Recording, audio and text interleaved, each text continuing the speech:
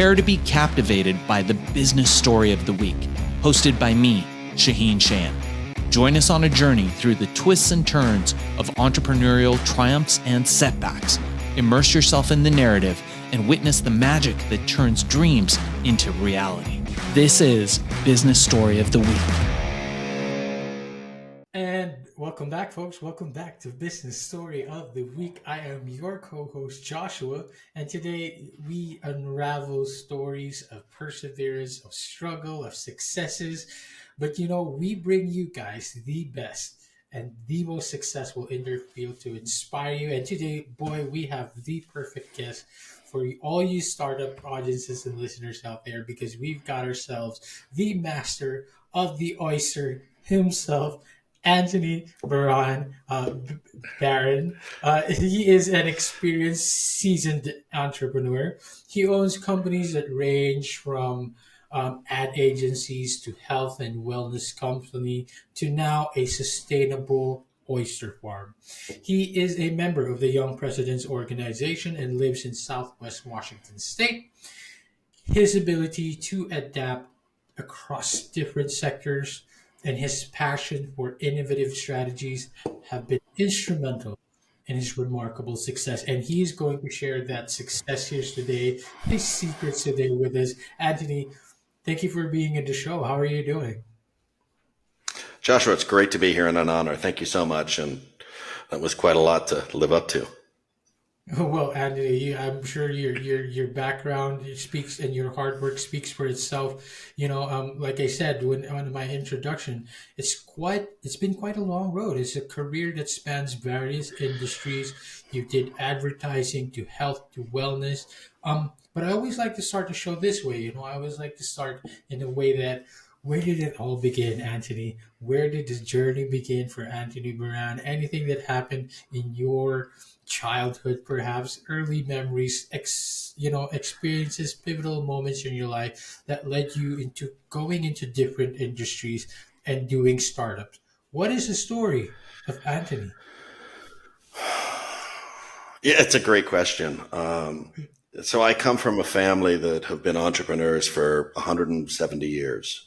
Wow. We invented the process for the manufacture of ready-made clothes. We invented a floor covering called linoleum that for 50 years was it. Mhm. And then the family lost all its money, right? We have a phrase in YPO called shirt sleeves to shirt sleeves in 3 generations. In other words, one generation will make it, one generation will have it, and then it'll be gone by the 3rd generation.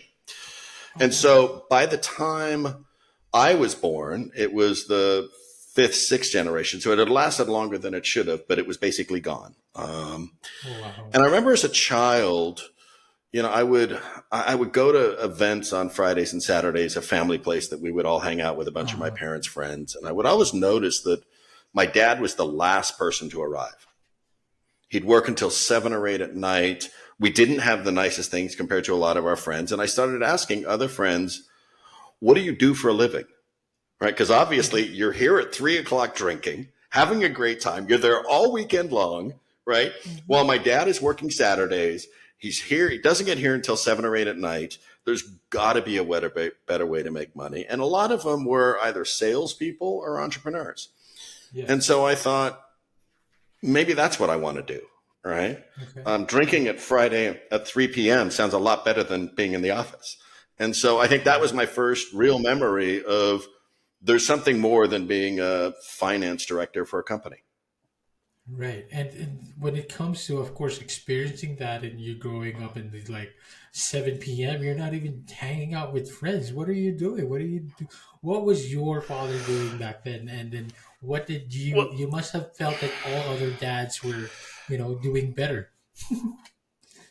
I did, right? My father was a finance director for a company, and his friends were people who were sales directors for Xerox, right? So doing nothing fancy, selling copy machines, but making a lot of money doing it. And so I think the first time I did my first startup at 19, which failed dismally.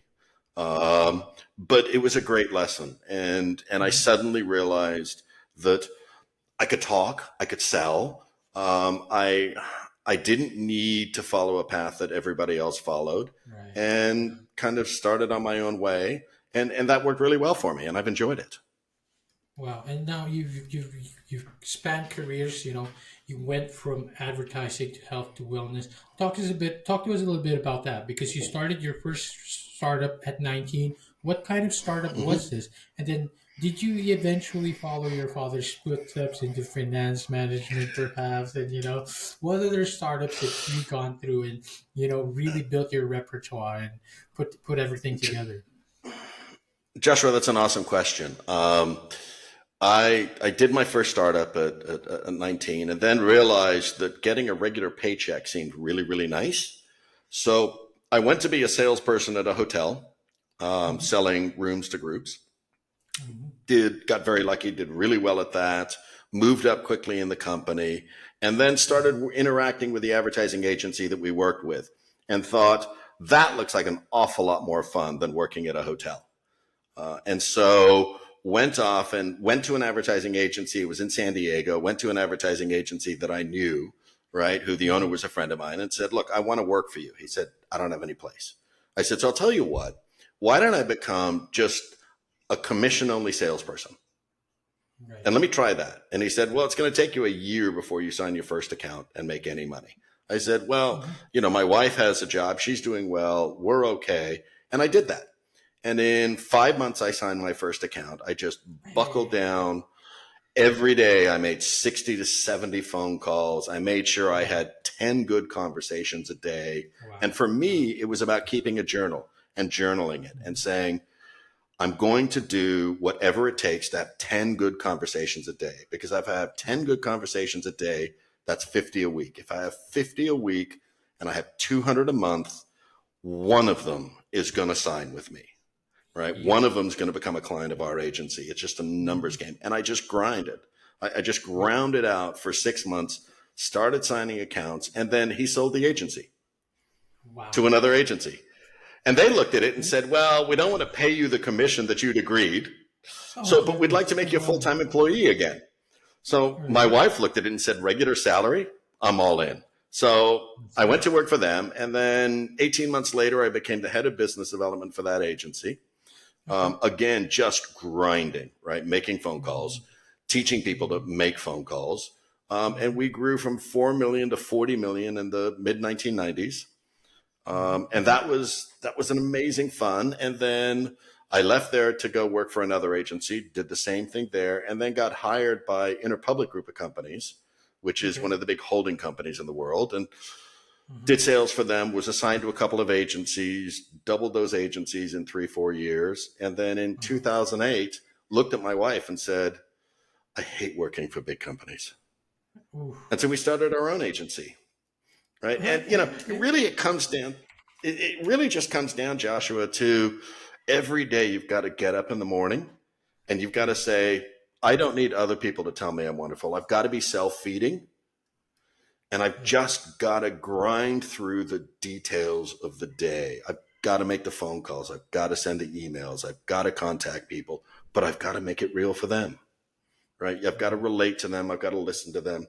I coach people Wow. often and say, look, in sales, the more Hmm. you talk, the more trouble you're in. The more you get them talking, the more they'll tell you exactly what they want.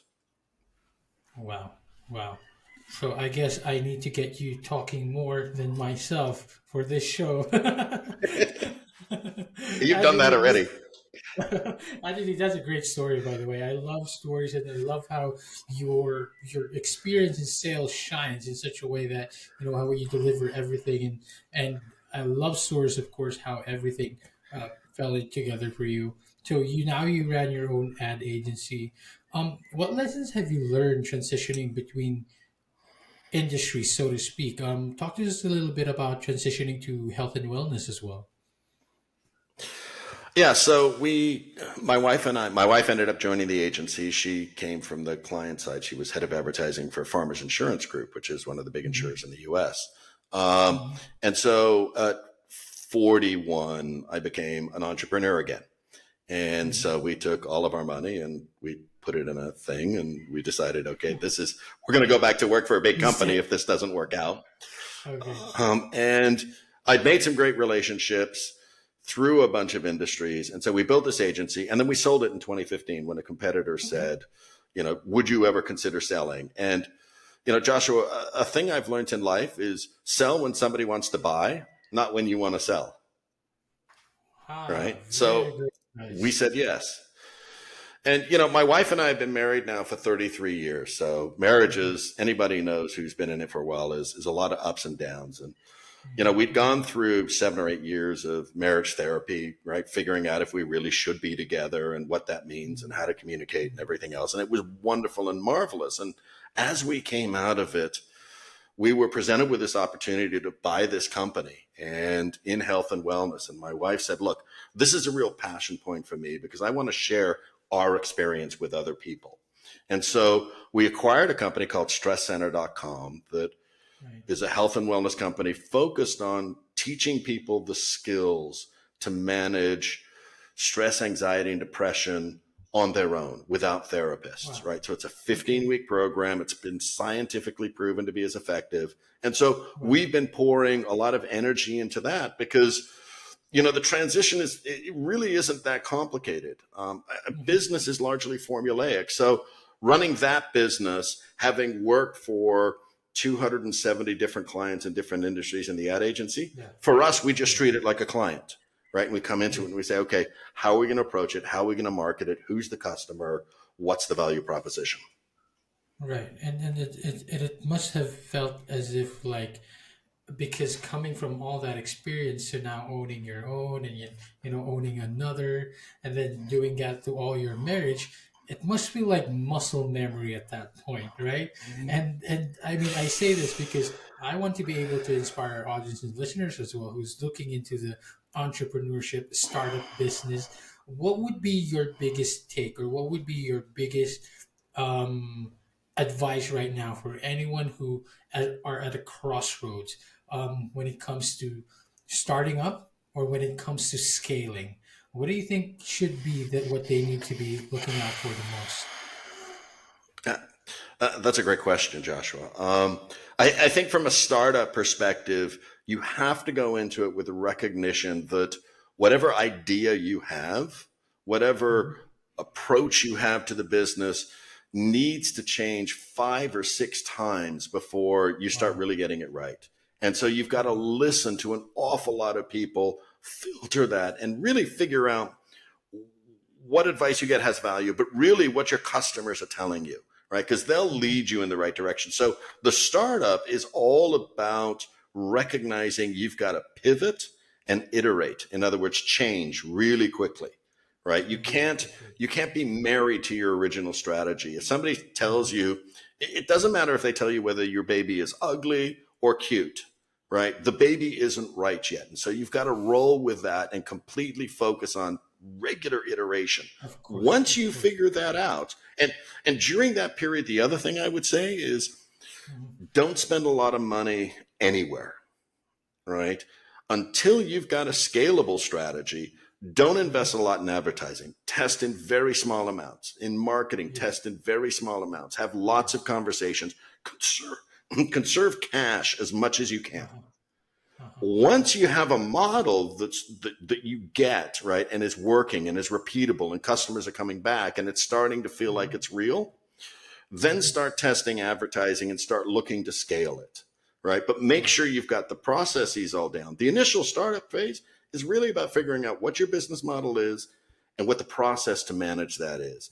Once you get to the scale, then it's Mhm. about how do I ensure I can keep a team moving forward, I can Yes. grow that team, I've got a scalable process, and that I can Mhm. invest in it profitably. And I would Wow. say in the scaling stage, I think the most important thing is to have a team that has a shared vocabulary.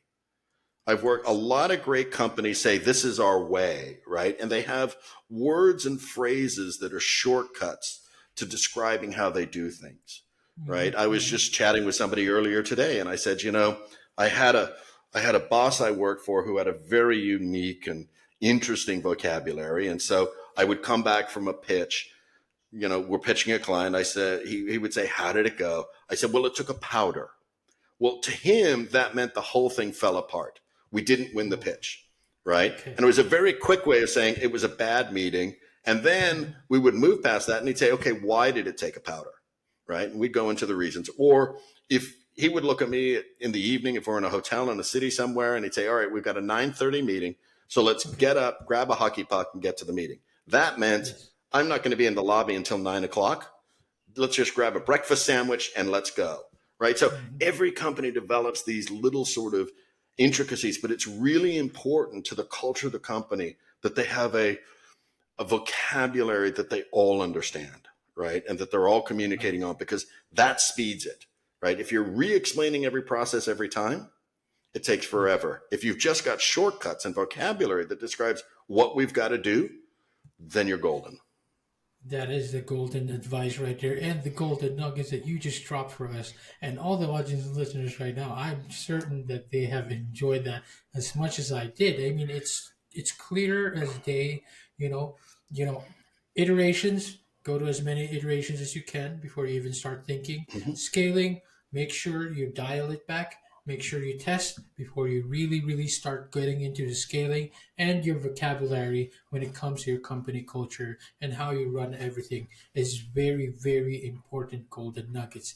Anthony, I want Thank to you. get into your baby right now. You talked about your different iterations, your different ideas, and right now I see your face light up right now. I know it is such a enjoyable venture for you right now. I could tell. I'm excited as well. You have gone through all these different industries to now running a sustainable oyster farm. And we need to talk about that. This is called the Willapa Wild. And could you share some insights on your approach when it came to developing this kind of business and scaling this kind of business? Because it actually feels different. The market feels different from everything else that you have done. But you also said like owning business is formulaic. So how much of it was different and the same at the same time?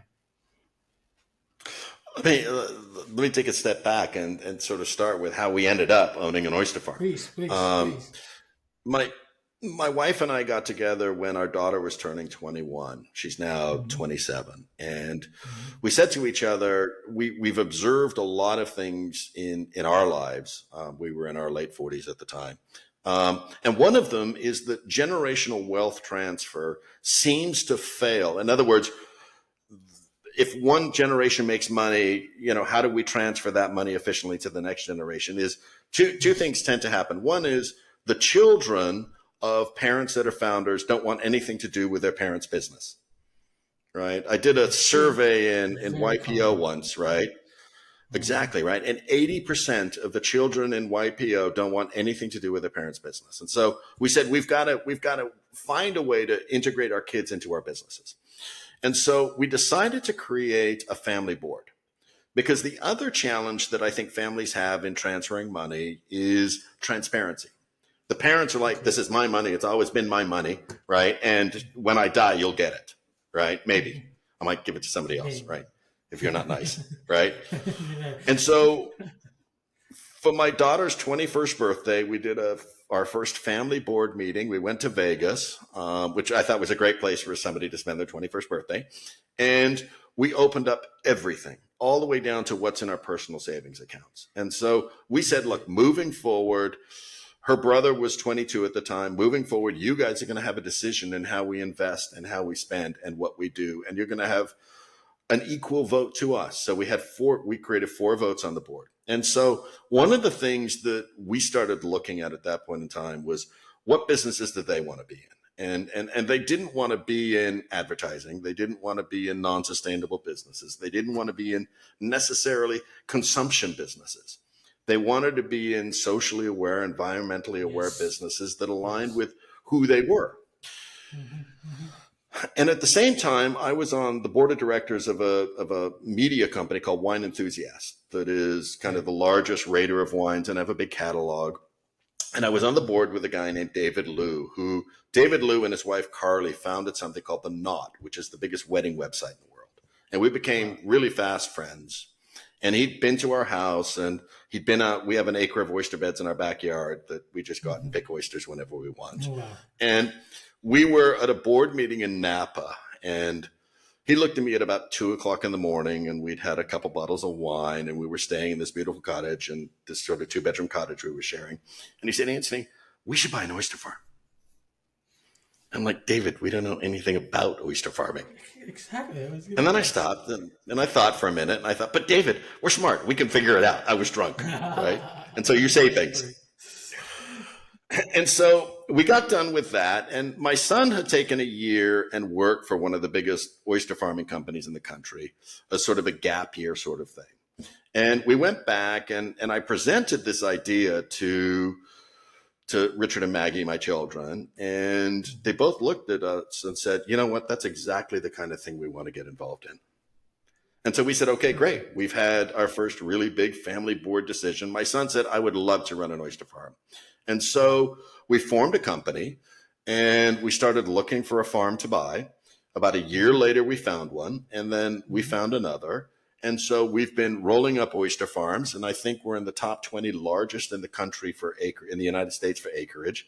We farm 300 acres, or about 145 hectares of oyster beds, and it's been a magical experience. But yeah, there's a line from Moneyball where he goes out and he's recruiting this catcher to become a first baseman, and he turns to his coach and said, "Tell him, it's not complicated." And the coach says, "It's very complicated."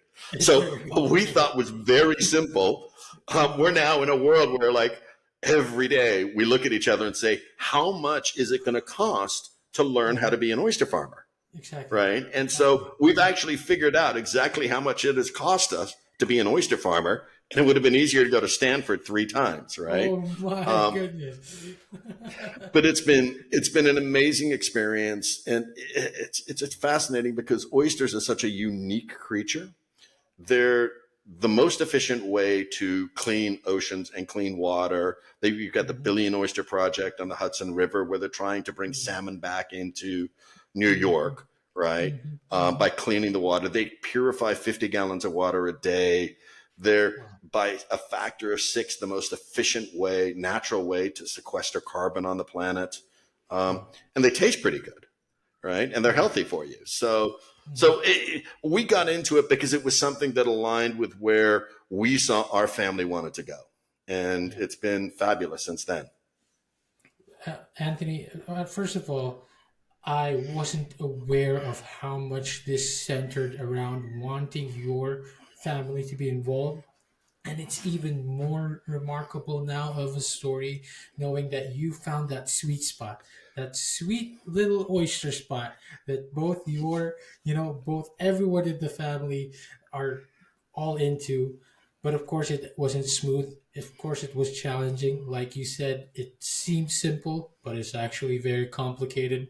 In your Medium article titled Owning a Tuxedo is How I Eventually Bought an Oyster Farm. I read that article. You mentioned the importance of being prepared for change, starting small, building confidence, and following your passion. And all of the things that you mentioned there are actually the things that you told us just now, this story when it comes to family.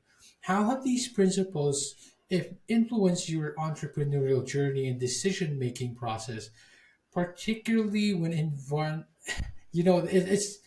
it's unique because you're embarking on a new venture with your family. Talk to us about the challenges and talk to us about overcoming all of that. Well, yeah, it's interesting. My mother was Lithuanian, and it's a very Catholic country, and so I grew up very Catholic. My grandfather had a phrase, there's an 11th commandment: thou shalt never turn down an opportunity. And so for us, it's really all about when something's presented to us.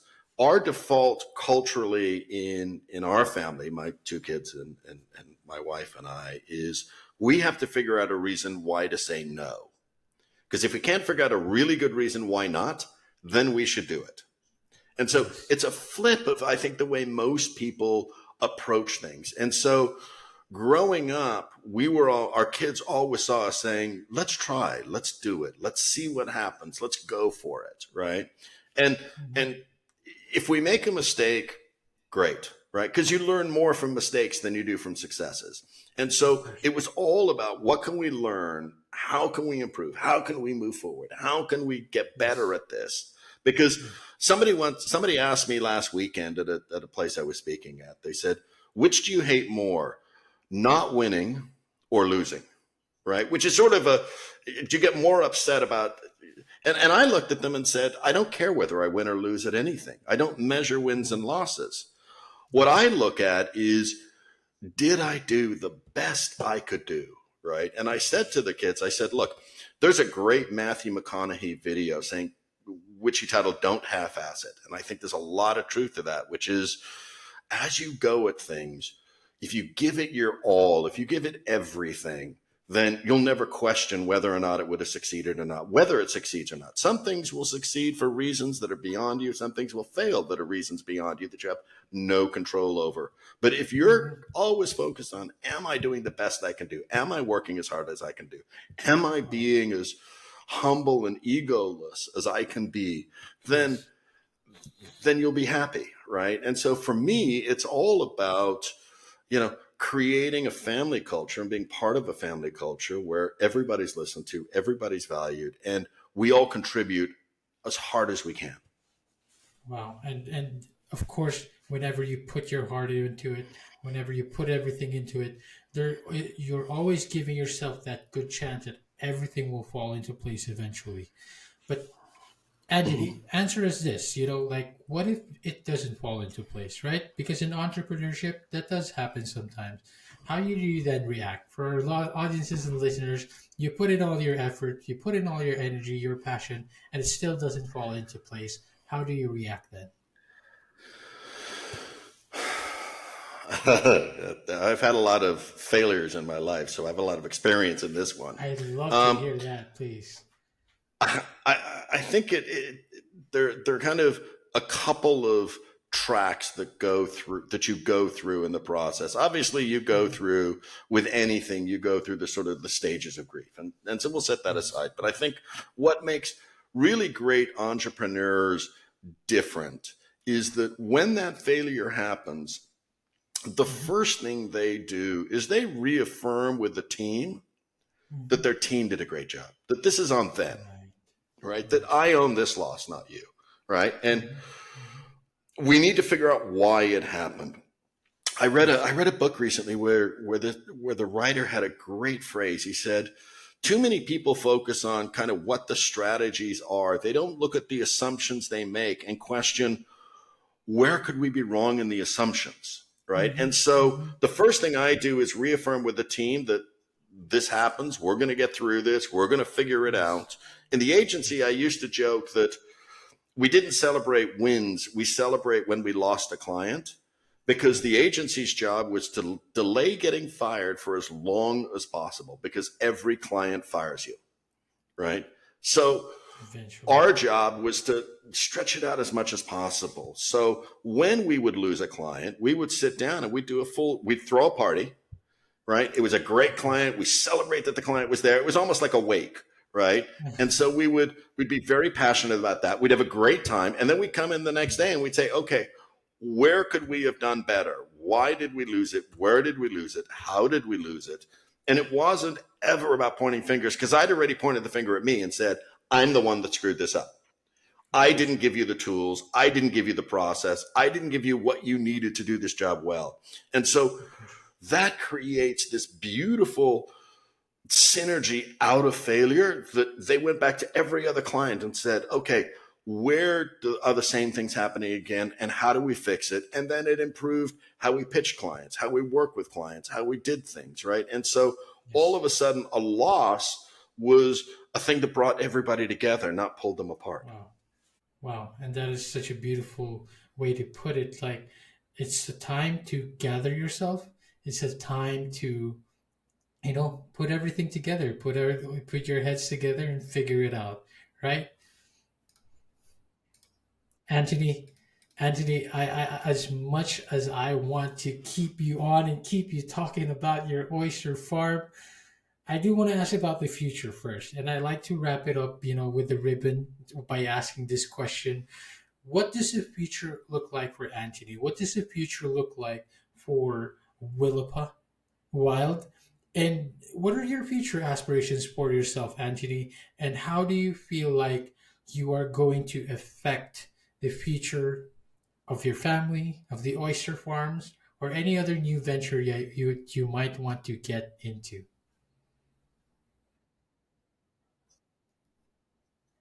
Yes. Hold on, Anthony. Yes. Could you try perhaps we'll edit this out. Could you try perhaps refreshing your browser? Maybe something came up because your recording stopped.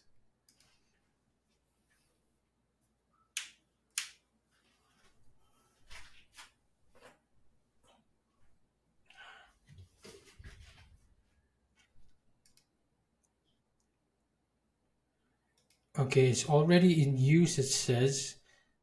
Yeah, so maybe you need to close another tab that's probably using it. Maybe a Zoom or a Google Meet.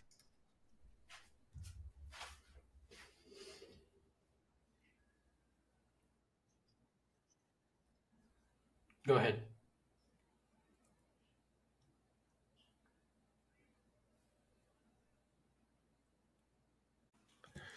There we go.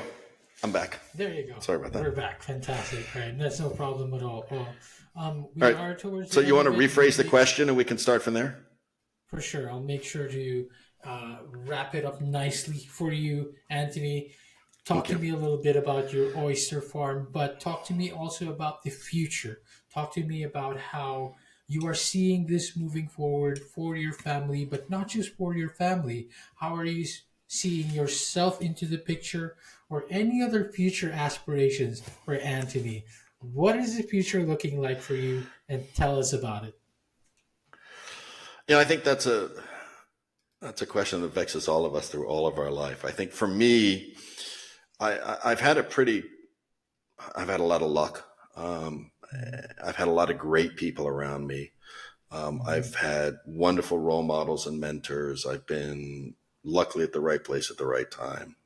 It wasn't because I'm that bright or I had that much skill. It was a combination of a lot of things. And so I think one of the things that I'm getting more and more focused on is mentoring and reaching out to people and sharing what I'm doing. I've got a few people talking to me about writing some more blogs and sharing kind of the grassroots and the nuts and bolts of kind of how I sell, how I approach things, reading body Mhm. language in meetings and how you can use that really kind of tactical things. Because as we look at this world of AI, right, AI is going to do a lot of things, but it's never Yes. going to be able to interact with humans. So the more you can Mhm. use AI and interact with people, I think you've got a future, right? Whatever industry That's you're true. in. And for Mhm. me, I'm really excited about oyster farming. I think it's the most efficient protein to produce on the planet that's an animal protein. I think it's got a great Mhm. future. I think it does a lot for the environment. And so I'm really focused on how we can grow that, how we can improve that, and then how I can continue to have a great relationship with my family and my kids and Mhm. really share a lot of what I've learned with them and learn a lot from them. I mean, when we formed the family board, I spent the last 6 years learning from them, and we wouldn't have gotten into Mhm. oyster farming if it wasn't for their insight and brilliance. So, really, it's about learning to be more open, listen more, and just keep plugging. Do I see myself stopping working? No, never. Um, Never. I enjoy what I do. I just have to shift what I do. And it's funny. There's a movie Margin Call with Kevin Spacey in it, and he turns to one of the Okay. guys that works for him and he says, I don't work as much as you do. And the guy said, yeah, you're in the office all the time. And I think the implication there was he spends a lot more time quietly thinking and Yes. processing than he does actually doing hard work. And I think the more I do this, the more I spend time processing and staring out a window and thinking. And I really enjoy that. And I think that's where I'm moving towards. And what I want to do more is not making 60 calls a day, but figuring out how to enable people to have that same success. how to enable 60 more people a day, perhaps, when it comes to their successes, when it comes to their lives. Correct. And, like I always say that, like, the retirement in the traditional sense that we know of is pretty underrated. People want to still be doing something in their lives. Maybe you can semi-retire in the sense that you won't have to be, again, doing 60 calls a day, but still doing something meaningful to you, still doing something that's meaningful to you and your family. And your experience, Anthony, and all the golden nuggets that you have dropped on us as well, with the golden oyster farm that you have right now, and it really all shows, and the humility as well that shines through the episode, through the show. I truly appreciate you having us, and having you on here and sharing all that wisdom, Anthony. I want to give you this opportunity. Where can we find you? Where can we connect with you? Where are you most active at? And where can we check out this oyster farm? So you can check out the oyster farm at Willapa, WILLAPA, wild, WILD.com. We'd love to have you come up and visit us in Washington. And I'm on LinkedIn a lot, so hit me up on LinkedIn. Fantastic. Yeah, I did send you a connect and you were already up in there right before we got started. Anthony, it's been Yep. a great, great show. I love your wisdom. I love the stories that you put out Thank you. there. This is probably one of my favorite episodes, very relevant to our audience and listeners. I am sure they Thank would you. find the same, and guarantee that they would find the same amount of wisdom as much as I did. Anthony, thank you for being on the show. Thank you. It's been an absolute honor and pleasure, Joshua. Thank you. I've enjoyed it tremendously. To our audience and listeners out there, see you on the next one. All right, so here's the thing. We try to get a little bit better every day, but we can't do it without you. So if you like the video, make sure to like and subscribe below. And if you have any comments, just leave them in the space under.